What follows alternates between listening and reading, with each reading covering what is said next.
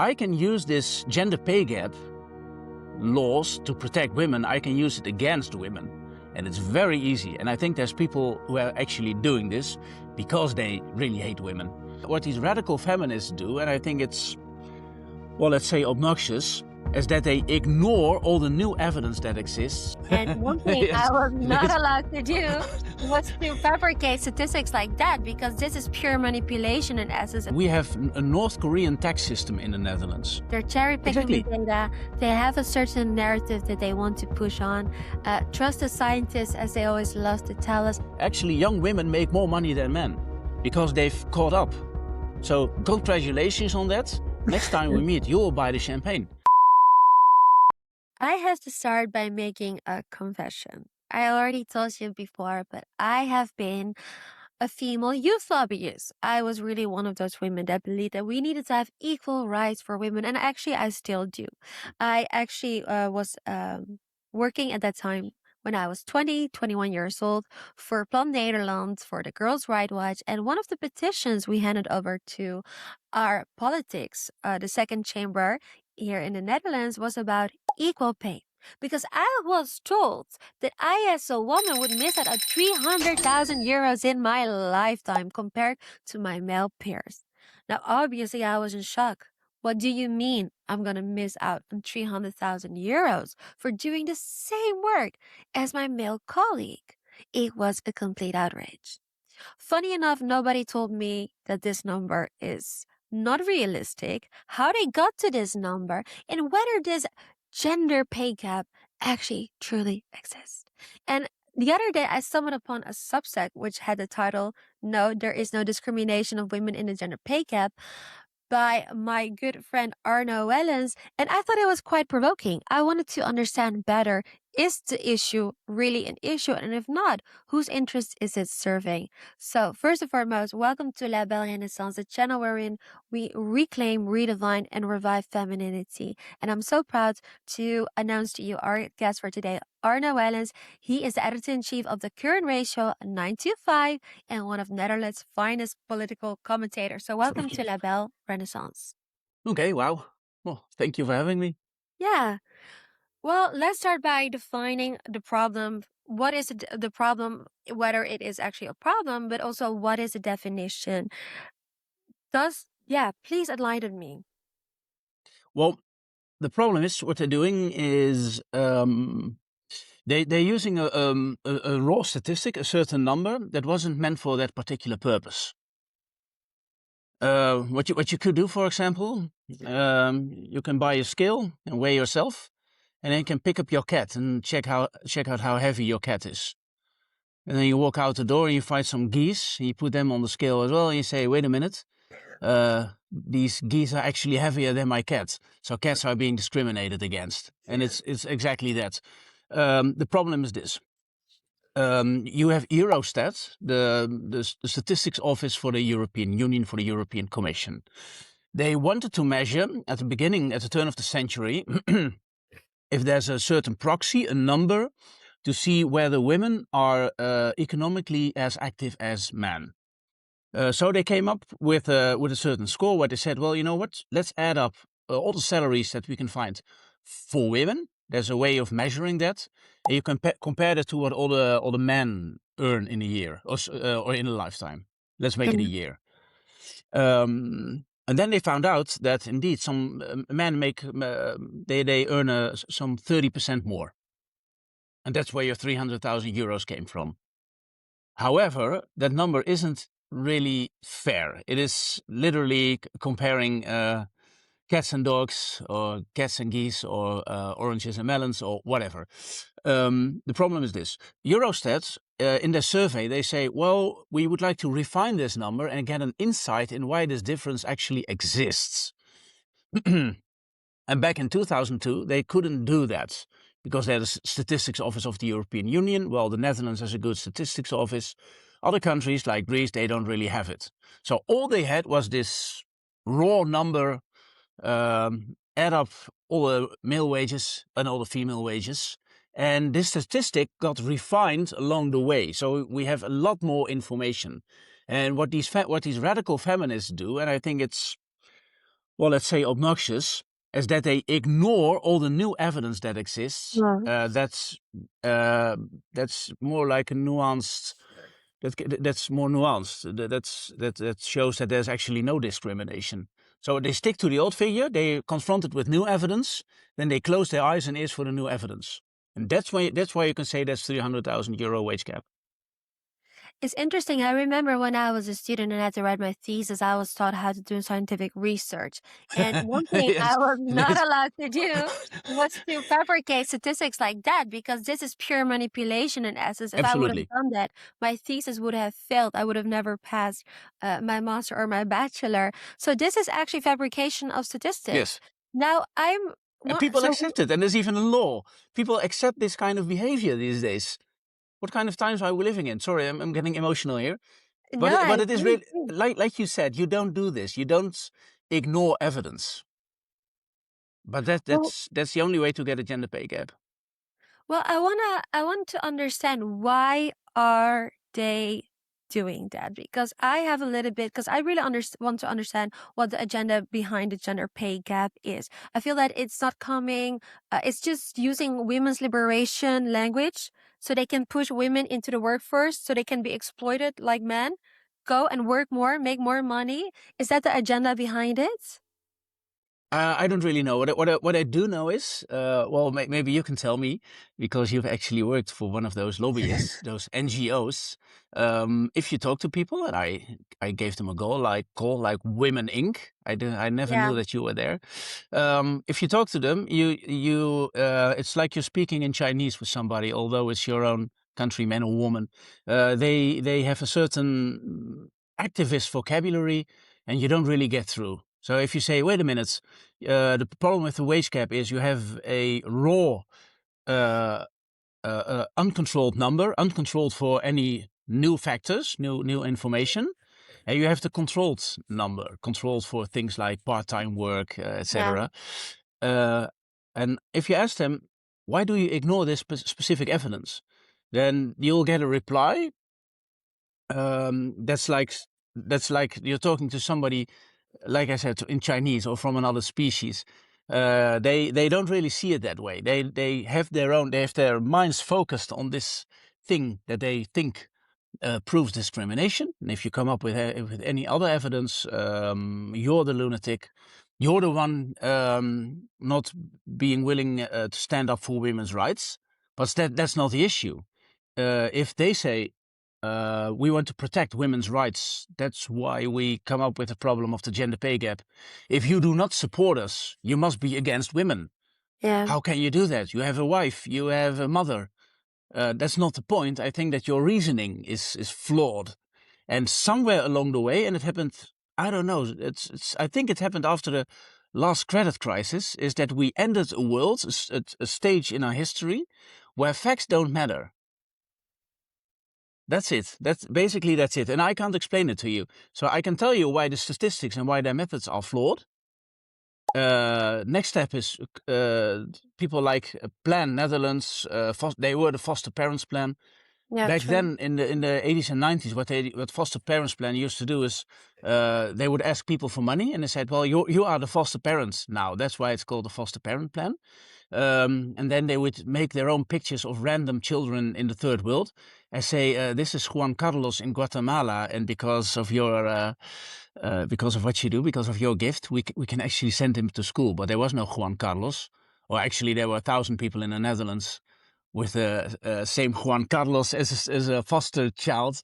That's Plan Netherlands. That's where they came from. They have no respect for facts and the truth. Yeah, And once you're in it, once you start a war with flawed facts, the last thing that you should do is break up your own military logistics chain by rethinking your whole campaign. Reconsider what you're doing and say, wait a minute, we're making a mistake here. yeah. We're never going to win this. And that's the ugly part with these people. We will never win this fight. And that's because, well, in statistics, you have residual values, residual difference that you can't explain and they claim that these residual effects are in fact discrimination. They will never be able to prove that it is, but the other party probably will never be able to prove otherwise. So this is an eternal battle, an eternal stalemate. They are the ones fighting for a problem that doesn't exist anymore. Yeah, well, it And does I play can tell, in. It does I play. can't really It answer does that question. play into I don't the know good. what people No, are it like does that. play. It does play into the kindness of people because obviously there is a lot to say about Yes, people that genuinely want to help children, including me. When I started there, is because I always felt privileged that I got to go to school and pursue my dreams, yes, pursue all of my ambitions, and I always felt that each girl in every part of the world had that same right.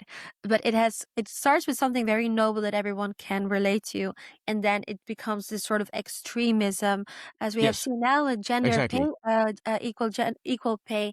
But one thing that does exist, okay, that discrimination does not exist. But I did my research, and Claudia Golden won in 2023 the Nobel Prize in Economics because she studied the motherhood penalty. And that means that women are not paid less per hour. That does happen, but exactly. that percentage is very little.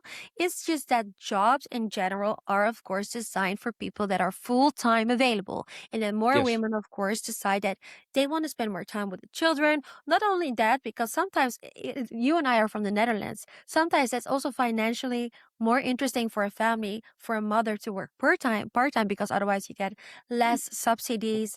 So you would pay almost more to get your child to go to daycare, while you can spend less time with them. So I think we need to acknowledge that the problem isn't necessarily the pay gap. It's just how jobs are exactly. designed. Why is nobody talking about that? And now you're touching on something. For example, let's say if you're a nurse, you're a female nurse, you're highly qualified, and you actually have your first child, which means that you're out of the. I mean, you're gone for a few months. It's that simple, and Yeah. it's unfair. Women have to do the hard labor. Men actually don't. Our part in it, especially in conception, it's life is really unfair. And you could be thinking about a society that helps women more. And I'm really in favor of that debate. You should absolutely do that, but it makes no sense to use the gender pay gap, because what they say is that women earn less for the same amount of work that they do. And if you're out of work for some time because you have to give birth to a child, which is a beautiful thing, obviously you're working a little bit less. And that explains a percentage of the 300,000 euro. That's it. And you can easily say, well, men should do more. Maybe we can have financial aid or something. You can really talk about it, but there is no gender pay gap. It makes no Yeah. sense, and you're turning it in. You're ridiculing it. And another thing is, especially in the Netherlands, you're right. In the Netherlands, let's say you're this specific this nurse. You're working in intensive care and you're highly qualified. You're a nurse. If you work for 32 hours and you decide to work not 32 but 33 hours, and the hospital is actually asking you, what people outside of the Netherlands don't realize, because of how our tax system works, and it's a bunch of stuff, but I'll keep it simple. The marginal tax rate is about 80%. We have a North Korean tax system in the Netherlands. So if your gross salary is 80%. 80. 80%, 80, 80%, and it has to do with certain allowances that decrease when your wage go up. So we have a poverty trap for the middle class, and it's a really strange thing. Economists are talking about it, but the problem is that if you have a husband that works full time and you're working part time, let's say 32 hours, and you work for an extra hour, um, and you get paid, let's say 30 euros an hour for your gross salary of 40 euros, then 32 out of 40 will go to taxes. So you're working, in this situation, you will get paid 8 euros an hour for a very demanding job. And then people, especially women, say, well, I'm not going to do that. That's one of the reasons why people in the Netherlands, women, are the part-time champion of Europe. The other part-time champion in the European Union is Austria. That's Austrian and Dutch women without children work more often part-time than Belgian and French women with children. So you can say, well, if women have babies, they tend to work part-time more often, that's true. Mm. But that doesn't explain for the fact why, like I said, why Dutch women with without children more often choose part-time work compared to Belgian mothers. And it has to do with our tax system. It's probably cultural. The interesting thing is that the two countries in the European Union that are champions with respect to the gender pay gap are the Netherlands and Austria. So the two countries where women work the least amount of hours, there's also the highest gender pay gap. But if you think about it, that's not discrimination. That makes perfect sense. Yeah. It's so interesting. I try to understand the psychology and break it all down because the Netherlands, where you and I are living, it's such a die-hard liberal society. In the politics, maybe not us as citizens, but the Hmm. politics, it's very from a liberal perspective that all of our policies are done. And I think that goes for the majority of European countries. Inclusion. Yeah. And it's interesting because they are so saying, oh, we're feminists. Women need to go in the workforce. We shouldn't go back to the 50s where women are at home with the kids. They need to be Exactly. self-liberated so they can self-fulfill. And here we are punishing them. And then I find it so Yes. interesting that we have a country like, for example, Hungary, that we are deeming as the bad guy. But there, as a mother, if you got children and you want to work, you don't pay income tax. I think it's one kid before the age of 30 and two kids before the age of 40. You can work and be a mother, and it is still financially interesting because the government won't punish you with it by putting high taxes. Even if you want to put your child in daycare, it's almost fully subsidized. You only pay Yes. a little Interesting, allowance. isn't it? It's Yes. interesting how we're saying they're so conservative, and here we are with our progressive values punishing the working mother. Exactly. You're punishing people for, and I don't know why people don't understand this. I mean, if I get a parking ticket because I obviously made a mistake, which happens way too often. There's one over there actually. I shouldn't be forgetting that parking tickets. But then they will send me a fine and say, "Well, Wellens, you made a mistake by Yeah, parking over there. Don't do that again." So the fine is an incentive to stop doing something. Next time they say, well, this specific working mother that we mentioned has to work for another hour and get taxed 80%. Why do you not understand that people will stop working if you do that? yeah, If you tax people for working, don't be surprised if a lot of people stop actually working. And that's one of the factors in the gender pay gap. And what you should do is that you should go from the raw, undifferentiated number that you had in 2002 from the labor survey in the European Union, which is simply all male salaries, all female salaries, without asking yourself why there is a difference. If you, as the years progress, there's all sorts of information that we have that actually explain why there is a gender pay gap. Part-time work is one of them. Another thing yeah, is that that women tend to work in sectors that with lower pay. yeah, So home care for the elderly, that kind of healthcare. What people earn in this sector, which is a really important sector, by the way, but these salaries are ridiculously low. If you have an investment banker or you have somebody working in oil and mineral extraction, energy and mineral extraction, those are the best paying sectors. So oil rigs. If you're a woman and you start working on an oil rig, depending on certain circumstances, you might be earning 70,000 euros a year from the start. yeah. But women very often don't choose to work on an oil rig. And what would be fair if you say, well, don't compare all women to all men, but look what happens on the oil rig or in the army or at the investment It's bank. a much Um, higher risk or job, of course. Yeah, yes, and yeah, all these factors explain actually why there is a difference.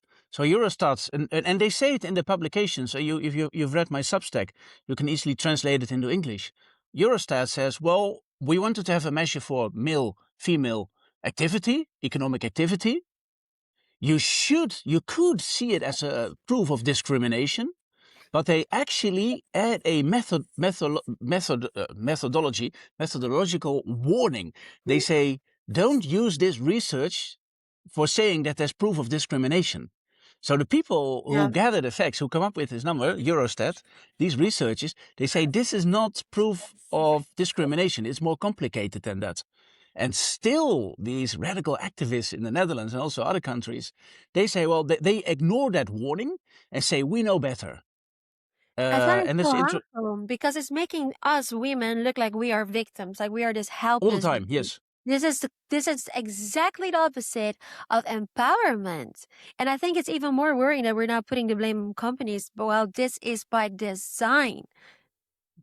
Yes, that's it. And the interesting part is that if you look at at what's happening with the gender pay gap, you have a raw, uncontrolled number for reasons for reasonable factors like part-time work, sectors where you work, etc. And then there's still the overall gender pay gap. There's actually two things happening. One is because we find more and more evidence, more and more reasons behind the mechanisms in the labor market, you find more and more evidence that there's actually no discrimination against women. Hmm. But there will always be a residual things, statistical effects that you can't explain. Maybe I can give you a short example. What I know from Belgium, but not from the Netherlands, that's how hard it is to get all these overall statistics from hundreds of millions of people. Belgian research shows that in the so-called cafeteria model, which is a Dutch invention where you can buy extra days off a year, Yeah. women tend to do that more often. So even straight out of college, half of the Dutch women at least decide to go part-time. So it has nothing to do with children. But then there's an additional option to buy more holiday. You can do that. So you get a lower wage, but you get days off. Obviously, you should control for that fact. If a man decides not to use this feature, but a woman does, you can't say that the woman is discriminated against. The problem is that what the employer will do, they will simply give data to the researchers on the gross salaries. So the researchers don't really know what the effect of the cafeteria model, as we call it, what that effect is. And that's why they put a disclaimer in their research. They say, well, this might have an effect. It probably has an effect, but we don't really know. So that's one of the factors that you will probably never be able to understand fully, because then the employer should be giving all the information on the labor contract that he has with all his or her employees to the research, and that's never going to happen. So there will always be statistical residual stuff you don't really know, and It's like if you they're ignore cherry that, picking the data. They're cherry picking the exactly. data. They have a certain narrative that they want to push on. Trust the scientists, as they always love to tell us. I want to go to the last question, which Oh is yeah. I Oh, feel. and one thing I want to say: the gender pay gap. If you uh, um, ignore these facts that I just mentioned, you have more and more insights in why there is a differential. The raw differential is also decreasing, and for young women, it's negative. Actually, young women make more money than men because they've caught up. So congratulations on that. Next time we meet, you will buy the champagne. Uh, and so the problem is erasing itself. Yeah, because And I that's want to something talk that they, about yeah, that. I want to talk about young women because I feel there is such a big difference between the millennials who have been pushed the lie of the boss yeah, babe, do it all, and the Gen Z. They see their moms being exhausted, being burned out. As a woman, you can have it all, not at the same time. no, That's the reality of it. And I see like the Gen Zers, they want to have a soft life. Soft life is now such a buzzword. And I get it. I get it. It's get your nervous system down, focus on what's really important. It's more important to have a good balance between having a family and a career, because okay, yeah. we already have a problem with the fertility rate. Um, so I was just interested, what is your perspective on that? Is this just not a millennial issue that Gen Zers don't care about? The gender pay gap. Yeah. Well, thanks to organizations like your former employer, so sorry for saying so, I want to make clear, I their was never campaign. employed. It was voluntary. I was never Oh, that's employed even by them. worse. So you as a lady got underpaid. Yeah, Wow, true. that's your Yeah, gender pay gap. there you go. I think that this campaigning that people have done, let's put it that way, has been so effective that the majority of the Netherlands will accept the existence of the gender pay gap, regardless of their demographic or their age. That's a damage that has been done, and now there's even legislation, European legislation in place that requires all employers to prove that there is no gender pay gap, making the assumption that women are indeed being discriminated against. And by the way, well, if people say, if people make the decision, well, I will not pursue my career, I will choose to have children first, and then whatever. Well, I would like to. I'm a libertarian. Let's put it that way. I would, if women, if men, if they make decisions, if they're happy about it, I don't want to generalize. People should look at what they value most in life. Is it your career? Is it your family? In general, I would say that for men, it's always easier. Maybe as a society, we could look at what men can do to help women in a more effective way. There's definitely a discussion that could be held. The problem, the stupidity with the gender pay gap is that if, hypothetically, let's say that I'm a man and I hate women and I want to destroy their career and their economic position. It's not true, but let's put it that way. I can use this gender pay gap laws to protect women. I can use it against women. And it's very easy. And I think there's people who are actually doing this because they really hate women. What I would do How is the does that following. work? It's very easy. It's very easy. The gender pay gap people, they are so radicalized that they don't even understand that in order to see if there's discrimination against women, you should look at people in the same job.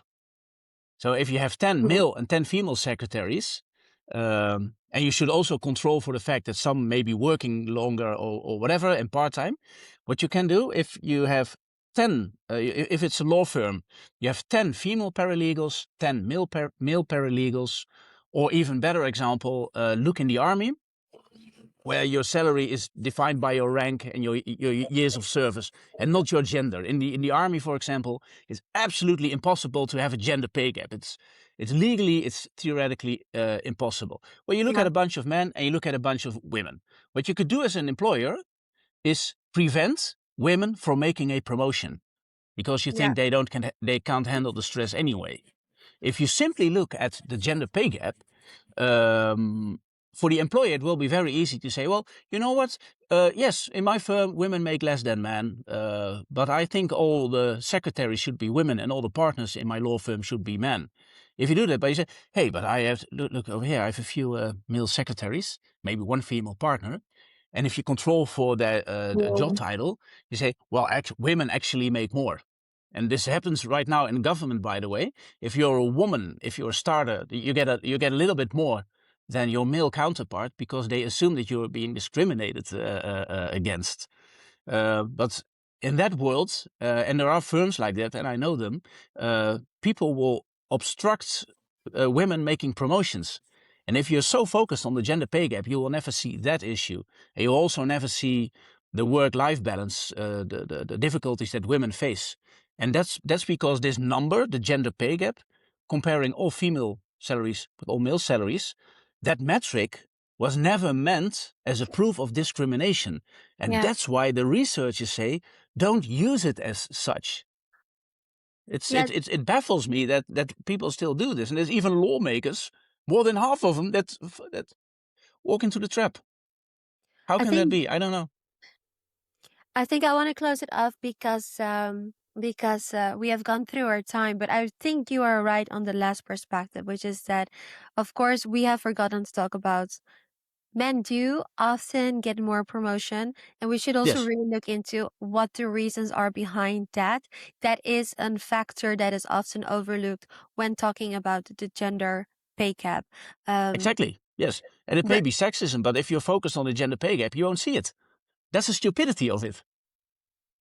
It's completely stupid. The gender pay gap, the idea is a completely stupid concept. yeah, and I think even more than that, it's also harmful for women because these are the real issues that should be addressing. And Yes, specifically, as well as we were talking about motherhood, I think motherhood is something that should be encouraged in society. And I think it's harmful that we are punishing women for pursuing both having a family life and having a career. If you really believe in feminism, women shouldn't have to choose one or either. And this is exactly what we Yes. are creating, specifically by pushing this gender pay gap narrative and agenda. Yes, that's what, and especially that's what happens in the Netherlands. You have a tax system that's ridiculous, that it punishes working mothers. Yeah. And then the same progressive people that have created this tax system, they say, well, it is not our 80% marginal tax rate that pushes women out of the labor market. It must be sexism. That's what they do. And the majority Yeah. says, oh, that's completely logical. No, not the 80% marginal tax rate. No, it must be sexism. Yes, it has to be. Yes, without any proof. Amazing, amazing times to be living in. And by the way, we shouldn't continue anymore, because for the rest of the day, you'll be working as a woman without any pay. So, There because you that's the gender go. pay gap. Yeah. I feel like We do it's the such same a work, you get lousy half. Yeah. excuse. I want to close on that tone. It does Yes. sound like it is a lousy excuse of the government to get women to work more. Yes. Instead of encouraging them, helping them, improving the life of citizens, specifically the Yeah. ones that are birthing children, so we can Yes. continue to exist. They're using that as a lousy excuse to exploit women. And that is the Yes. bottom You want to line. help them? You want to help them lower their taxes. Let's really help them. The young mothers. Yes. Can I get an No, amen we're not for going to. that? Yeah. Arno, I want to thank you so much for your time and also sharing the facts and the statistics and talking about this issue that nobody actually has been addressing. I would like to invite you back because we need to talk about the other factor you were discussing because nobody has spoken about that yet, but that will be for Oh, another sure. time. Is You the have gender to. pay gap also an issue in your country or not? Or do you even believe in it? Let me know in the comments. I'm looking forward to hear your thoughts and we'll see you the next time.